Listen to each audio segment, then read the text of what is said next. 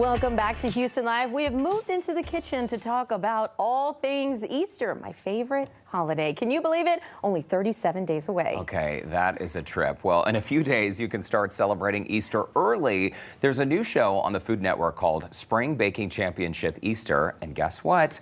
One of the contestants is from Houston. Joining us now is Ruchit Harneja, executive pastry chef from Musafir, Houston. It's great to see you, Ruchit. Great to see you, Derek and Kathy. Thank you for having me. Can we just plug Musafir for a minute? Because if you have not been, not only is the restaurant so beautiful there at the Galleria, but each meal there truly is like an experience. You take your food very, very seriously. Oh, yes, definitely. So our entire restaurant is inspired by our journey. So that's the reason we named the restaurant Musafir, which means a traveler. So we guys did a journey to all 29 states of India to capture age-old cuisines from home cooks and legendary chefs. We went to those tucked away places and cooked in the villages.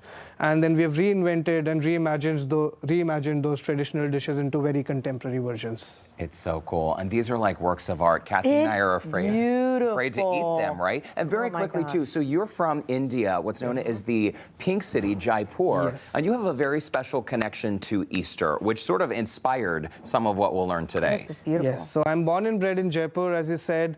That's called the Pink City of India, and that's where I gathered all these sweet memories of mine. And then, you know, growing up, we used to go to all different sorts of carnivals, and we enjoyed each and every festival, and Easter was one of them. So Easter was one of my favorite festivals because of the carnivals and all the fun games which we used to play within it. So that is something which I did. Awesome. And let's talk about this now, how you got on the show and the experience as a contestant. Oh, the experience was so amazing. The judges were so nice. It was my first time cooking in front of the camera, and it's totally different to what we do in the kitchen. You know, I was nervous for a bit as well, but at the same time, it was so much fun. I learned so much. I cooked with one of the most amazing bakers and presented my dishes to one of the most amazing chefs.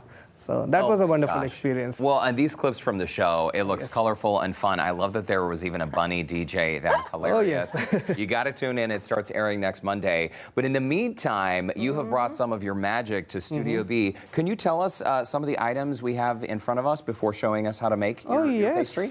Yes. So that one is called the Gulab. And Gulab is one of my signature creations at Musafir. Gulab essentially means a traveler. Gulab essentially means a rose.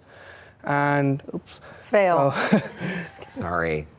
And it rolled right off the plate. It is so, so beautiful. I was trying to show our viewers. Is that gold leaf right on there? Yes, yes. So back in the days, these desserts were meant for the royalty. So that is the reason we, put gold leaf and silver leaf on these desserts. Even the dessert which I'm going to demonstrate today was meant for the royalty back in the days. So okay, yep. More royalty today. And we're coming from India. We have to come with gold as well. So yeah, this one is called the Tales of Kheer.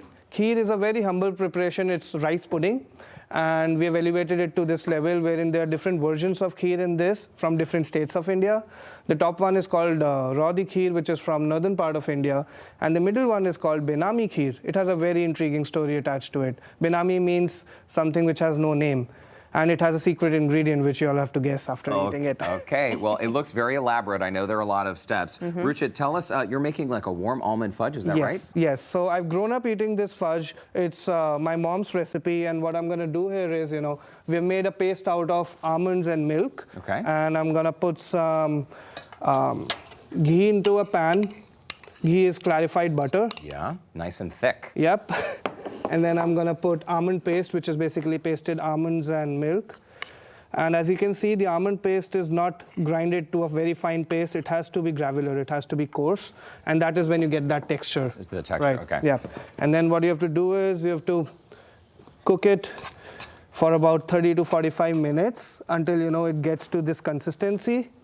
And then once it is nice, brown, toasty, we're going to add some sugar into it. Okay, just white granulated sugar just white granulated sugar.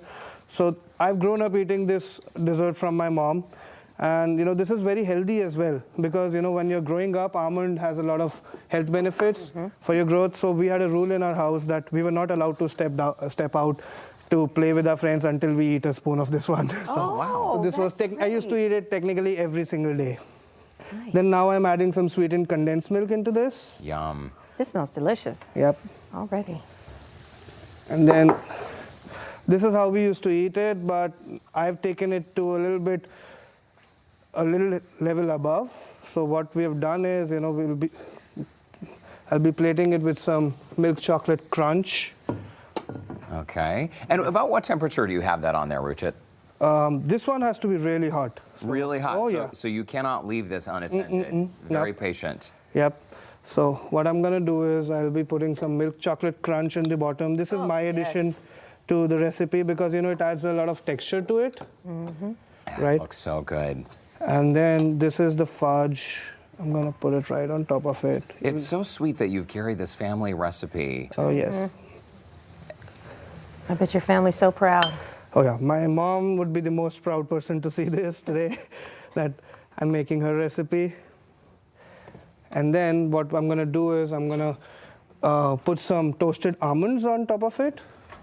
So And the fragrance reminds me of just sort of like a cinnamony, warm. Yep. So I'm gonna put some toasted almonds on top of it. Okay.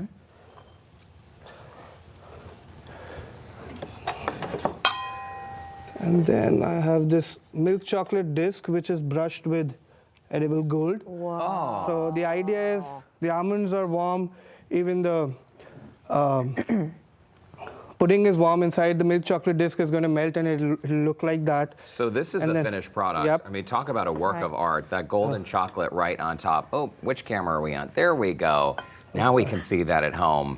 It truly is beautiful, layered with flavor. Yep. Ruchit, thank you so much for stopping Oh, that's by. beautiful. Of course. Happy early Easter. I cannot believe we are already chatting about it. But if you do want Ruchit's recipe for this warm almond fudge, be a little bit patient. It'll take you a minute, but it'll be worth the payoff.